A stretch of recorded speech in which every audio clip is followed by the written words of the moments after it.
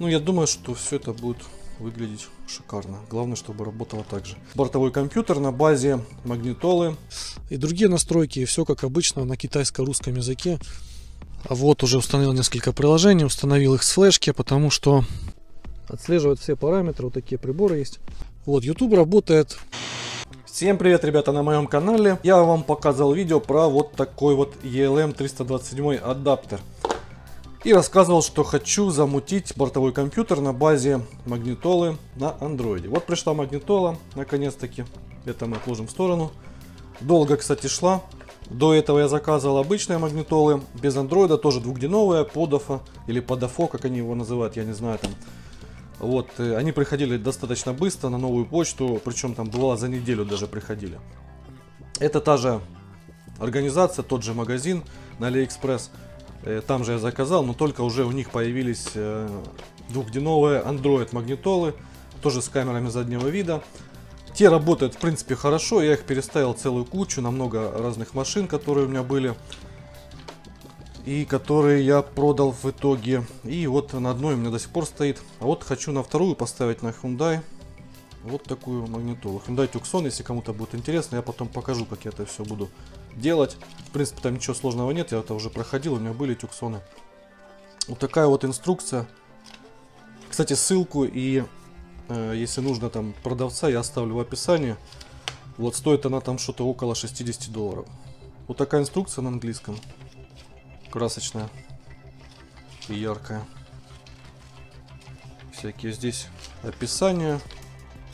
Все в картинках. И вот в конце есть подключение, кстати. Распиновка. Если что, ставьте на паузу и смотрите, если кому-то нужно. Вот такая распиновка есть в конце, так что это мы оставим, выбрасывать не будем. Далее, как видите, идет в комплекте рамка. Много было вопросов тоже там в описании. Есть ли рамка в комплекте? Рамка, видим, есть. Отложим рамку. Хотя я без нее буду ставить, потому что она там не становится. Вот идет камера с комплектом проводов.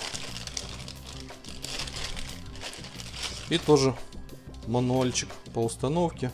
В принципе, я это уже не первый раз делаю. Камеру я подключал уже много раз, тоже на все машины, которые я ставил эти магнитолы, везде подключал камеру. Это все просто с этим, в принципе. Тут единственное, чтобы не напутали провода, опять же, по распиновке, по подключению камеры. У них бывает такой там сигнал включения принудительно входа камеры. Бывает, путают. Проводок длинный, мне его хватало, даже еще в запасе оставался. На Tucson так точно, там в ляду заводить, в пятную дверь. То есть проводим, и все, этого провода достаточно в комплекте. Тюльпанчик и питание, который мы берем от лампочки заднего хода. Проще всего взять с плафона заднего. То есть это я покажу, если что, видео сниму. У меня есть, в принципе, видео на Спутниковое ТВ на канале, где я ставил подофо обычный, не Android. Вот, и там я рассказываю, как подключать. То есть это идет сигнал с лампочки заднего хода. И сама камера. Камера и винтики крепления. Камеру я брал на 4 светодиода, потому что от них толку особо нет. Питание камеры то же самое берем от заднего фонаря заднего хода. От лампочки заднего хода. И вот на 4 светодиода достаточно ее. Я по сути-то и заказывал магнитолы из-за камеры, потому что сдавать на этой машине задом, особенно в темное время суток, очень неудобно и опасно. Так, дальше идет такая вот целая куча проводочков для подключения. Ага, и здесь же идет GPS антенна в комплекте. Ну, какой длинный провод, я думаю, достаточный. Разъемчик. Вот сейчас мы это все отложим. И вот такое два даже жгута проводов. На одном у нас идут распиновка колонки, подсветка, батарея плюс. Я, кстати, взял блок питания. Сейчас, если успеем, если в формат видео вложимся, то я подключу его. Левый батарея. АЦЦ замок зажигания. В принципе, там я обычно обрезаю провода и подматываюсь. В принципе, у меня выходило все это в порядке. Для чего? Еще зеленый у меня тут часто бывает. Где он, второй зеленый? Это плюс-минус. Ну, в общем, Я рассказывал тоже, там, чтобы подсветочка пригасала ночью, когда вы габариты включаете, нужно подключать на иллюминацию разъемчик. Так, вот такой еще кончик есть, концевичок. Для чего, пока не знаю. Тоже будем разбираться потом. Здесь тюльпан вход. И вот такие еще входа есть. Здесь видео выход, видео вход. Видео вход 2. AUX R, AUX L. Вход сабвуфера. AUX в смысле тоже это вход на левый правый. Это amplifier контакт, усилитель. AUX L out и AUX L R out. То есть вот еще куча всяких разъемов. Все-таки вот эта схема нужно будет почитать, изучить. Не все тут так просто, как на тех моделях, которые без андроида. И собственно, еще пульт. Вот. Еще пульт в комплекте. Пульт на руль. Из предыдущих моделей могу сказать, что, ну, здесь чуть-чуть он отличается. Что берет он не очень хорошо, особенно в некоторых автомобилях, у которых там что-то далеко стоит эта шахта или как-то не так. Ну, в общем, батарейка ли есть в комплекте? Ага, нету батареек, здесь обычные 2 пальца об асфальт. Вот, значит, там были пульты немножко другие. Вот он так крепится на резинке просто на руль. И светодиодный он. Здесь, то есть инфракрасный. Соответственно, вы повернули руль, уже не пытайтесь там что-то включать этим пультом. Все, остался. Ага, еще что-то есть, ничего себе. Вот такие вот переходные какие-то крепежи. Тоже раньше таких я в комплекте не видал. И сама магнитола. Маркировка RK-A715. Я еще не включал. С навигацией она. По разъемам видим антенна, GPS навигатор. Разъемы, которые здесь вот. Один жгутик вот сюда вставляется. Второй кусочек вот сюда. И один вот сюда. Вот это не знаю пока зачем. Будем разбираться по ходу дела. На самой магнитоле видим микрофон и инфракрасный приемник. Возврат, навигация, дом. Это громкость и обычно включение муты. SD-карта разъем. USB разъем. AUX разъем. И reset, сброс. Что тоже иногда нужно делать, потому что один из подов, которых я заказал ранее, он подглючивал и его приходилось сбрасывать. Особенно когда задний ход включаешь, там что-то с камерой было. Он такой тоненький, буквально 2,5 сантиметра, наверное. Ну, размеры эти все есть, это стандартный размер. Рамочка. Вот так вот он. Рамочка одевается. Кстати, тут пленки нету на экране. До этого приходили магнитолы с пленками. Вот такая рамочка переходная. Ну, я думаю, что все это будет выглядеть шикарно. Главное, чтобы работало так же. Ну, обычный планшет, по сути. По сути, обычный планшет с усилителем звука. И ничего, я думаю, тут такого сверхъестественного нету. Но повторюсь, что я хочу еще сделать. Где я делаю этот Bluetooth адаптер. Я хочу вот это засунуть в диагностический разъем своего автомобиля. И установив сюда программу, есть там торг называется, то ли что-то типа того. То есть, используя вот этот вот адаптер, который стоит, как я уже говорил, около $3,5, и магнитолу на андроиде, я поставлю сюда эту прогу. И если нужно будет, я сделаю из мониторчика бортовой компьютер, который будет показывать мне в онлайн режиме все параметры автомобиля, начиная от расхода, заканчивая там, ну, что вообще возможно от этого адаптера. И адаптер. Так, сейчас я хочу попробовать подключить и запустить эту штуку от блока питания, от обычного. Вот здесь есть B+ и минус. То есть батарея, толстый провод, плюсовой сматывается с памятью, вот ACC это замок, это память, как правило. И минус всегда черный, обычно, в всяком случае.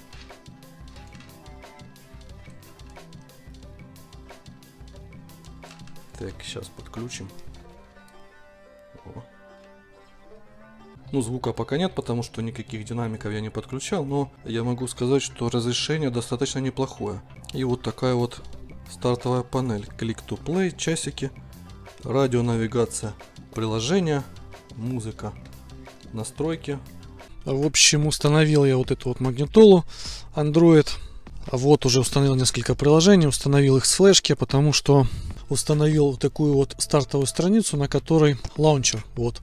Их тоже можно установить. Короче, это обычный планшет с каким-то усилителем звука, который, кстати, играет очень тихо. Звук-то, в принципе, ничего, неплохой. Вот, к примеру, я поставил PowerAmp. Мне это приложение больше всего понравилось по звуку, по настройкам. Ну, короче, это все как такое вот сырое, точнее, нестабильная такая история, все, честно говоря. Постоянно приходится запускать, когда ты включаешь этот магнитофон. Вот я поставил MX Player, поставил PowerAmp. Вот MX Player, к примеру. Ну, это обычно все как на планшете. Единственное, что он не запускается, а каждый раз нужно его заново стартовать. Вот с флешки видео идет, вы опять включаете MX Player каждый раз при загрузке, при включении зажигания, и каждый раз запускаете вот так вот долго стартует MX Player, к примеру. Вот он прочел флешку, потом выбираете видео там, вот с флешки, и здесь уже вы там ставите какую-то, выбираете какое-то видео. Не знаю, ну вот это, к примеру, нажимаем таким вот образом. Так, вот PowerAmp. Здесь чем хороший PowerAmp? Здесь очень хороший усилитель, и точнее усилитель, эквалайзер. Вот я его поставил здесь, как мне удобно. Вот. Также тут есть куча настроек разных. Вот я поставил такое приложение. Честно говоря, по умолчанию это все дело выглядело совсем по-другому. По умолчанию там идет лаунчер совсем другой и очень-очень неудобный. Вот, кстати, у меня здесь вот тут еще бочина не работает, низ экрана. Вот. Вот, YouTube работает так же, как и на телефоне. На обычном я загрузил последнюю версию, обновил там через Play Market, и в принципе все пошло сразу. Вот, но единственное, что Wi-Fi, если вы надеетесь на Wi-Fi, забудьте, он вообще тут слабый. Реально Wi-Fi, вот, ну, короче, вот он так и загружает. Короче, будет загружать полдня. Но YouTube работает, это можете поверить мне. А им плеер я поставил. Вот здесь также приложения все выглядят. HD Videobox поставил. Здесь стоит предустановленная iGo навигация. Вот это единственное здесь такой плюс большой. Есть кнопка физическая, если ее нажать, то она вот загружается iGo. Вот загружается также долго. Сейчас у меня тут ничего не стоит, никаких флешек, карт памяти. То есть карты все вот в памяти. Вот она загружается. И в принципе даже работает. Вот. Можно здесь найти маршрут и так далее. Выключаем. Вот. Антенна есть выносная, я показывал видео. Вот, по настройкам. Ну, звук слабый, очень слабый, я уже говорил. Ну, тихо, короче, работает она нереально. То, что там более-менее нормальный звук по качеству, это да, а вот по тому, что очень тихо он работает, вот, ну, реально тихо. Вот то, что предустановлено, вот такие вот эквалайзеры. Это то, что заводское. Вот, ну, здесь непонятно какие настройки. Баланс вот такого рода выполнен. Настройки автомобиля. Здесь у нас оригинал настроек. Настройки Android. Это вот по сути тот же планшет. Нажимаем настройки, перейти в настройки и получаем вот, ну, короче, как на ваших телефонах, на планшетах. Все то же самое, ну, нет смысла тут затягивать видео. Эквалайзер мы посмотрели, информация. Вот информация. Вот. CPU A7, 1,3 ГГц на 4 типа ядра. 1024 на 600 разрешение. Настройки разработчика, просит пароль. Пока не знаю какой, ну не особо мне нужно было. Вот настройки звука, это при разговоре и так далее. Можно разговаривать, кстати. Подсветка включенная и выключенная, это, то есть можно яркость менять в зависимости от того, включена ли у меня подсветка приборов. Навигация по умолчанию, какую выбрать. Кнопки на руле, если они есть, обучение. Вот, пульт, кстати, работает тоже отвратительно. Настройки логотипа можно выбрать под любую машину, при загрузке он будет включаться. И другие настройки, все как обычно на китайско-русском языке. Не знаю, что тут. Ну, ручной тормоз, я так понимаю. Ну, непонятно, короче, что, я их не трогал. Меня все устраивает, как он работает. И поэтому я к этому не лез, к этим настройкам, в принципе. Да и настраивать тут нечего. Я поставил, я же говорю, вот те приложения, которые мне нужны. Радио работает также отвратительно. То есть, вот такое стандартное радио. До этого стоял Пионер. Это, кстати, я сделал, чтобы можно было увеличивать при тройном нажатии. До этого стоял Пионер, и прекрасно работали все радиостанции. Вот, 102,2. Антенна подключена, ну нифига вообще не ловит. Вообще нифига. Короче, мафон, честно говоря, отстойный. Еще немножко покатаю его, посмотрю, как оно. Что, вот это вот кнопки не работают, приложение удалено. Но это не родной лаунчер. А вот Chrome работает. Вот. Работает Play Market также. Можно загрузить любое вообще приложение. Я вот смотрю в YouTube, обычно еду, если, например, с телефона раздаю, режим модема включаю, прекрасно работает, в принципе. На YouTube можно посмотреть. Вот единственное, что меня останавливает. И ПК-радио я включаю, и то же самое с телефона раздаю поток, и любую радиостанцию могу выбрать здесь вот. Но опять же, сейчас Wi-Fi слабый, поэтому он будет загружаться плохо. Вот. Ну, единственное, ну, звук очень фиговый. Нужно добавлять и добавлять и добавлять, либо усилитель ставить. Не знаю, что еще тут показать. Ну, а так все обычное. То есть видео воспроизводится любым плеером, можете установить свой. Музыкальный я поставил PowerAmp, AIMP и вот музыкальный плеер, к примеру, этот. Но пока еще я особо не разобрался, какой лучше использовать в этом деле. То есть, как бы, вот. Это детские песни у меня тут. Вот по исполнителям, по папкам можно. О. Ну, здесь прикольно, что еще такая вот анимация есть. Вот тут у меня подключен. Вон светится лампочка. ELM адаптер. Обзор на него тоже есть. Вот что в итоге хотел получить. И наконец-то получил. Это то, что вот это вот приложение Torque. Не одно оно. Я там их несколько поставил. Запускаем его. В онлайн, так сказать, режиме. Отслеживает все параметры. Вот такие приборы есть. Сейчас запущу, покажу. Покажу, как в ходу оно. То есть вот видим нагрузка. Кроме того, можно вот так вот зажимая добавить какой-то датчик. Здесь много вариантов датчиков. Add Display. Вот такие вот варианты. Сейчас я покажу еще раз. Add Display. И здесь график, дисплей, либо цифры. Ну, к примеру, возьмем это. И вот такие вот варианты. Здесь, скажу сразу, на Tucson не все работает.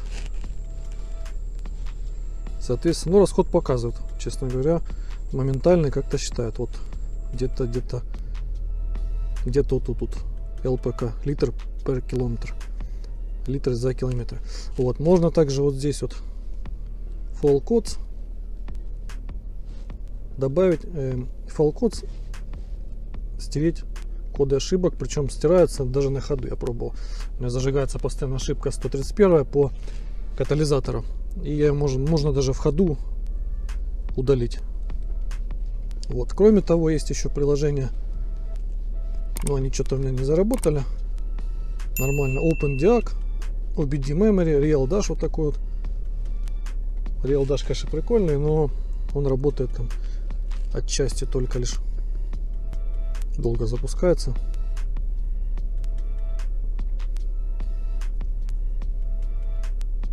Вот таким вот образом раз. Вот, ну, как видим, он здесь не особо показывает. Ну, скорость показывает вот тут. И температуру, по-моему, больше ничего не показывает. Даже давление масла светится, он не понимает этого. А так, конечно, прикольный вариант. Заглушим автомобиль. Ну, OpenDiagnosis, Diag просто называется. И MotorData, они не очень хорошо работают. OBD Memory то же самое мне не понравилось. В общем, самый, ну, это опять же от адаптера зависит. Вот у меня такой адаптер. Но суть в том, что я на ходу, вот сейчас покажу кусочек видео, могу, в принципе, добавить еще одну панель приборов и ехать, иногда посматривая в ту сторону, там и графики, и все это, в принципе, реально сделать. Вот, короче, все получилось. Что не выходило? Не выходило, потому что вот здесь в настройках Bluetooth выключатель, вот тут вот, видите, сопряжено. Должно быть вот так вот. Не выходило, потому что нужно было поставить настройки, CarOBD, пароль 1234 и все. И все сразу получилось. В общем, пробуйте. Машина работает. Но это не обязательно. И ошибочка. Check engine. Engine. И ошибка у меня, по-моему, 130 какая-то тампера. Вот Fault Codes. Fault Codes. Нажимаем. Мотор при этом работает. И Clear Locks.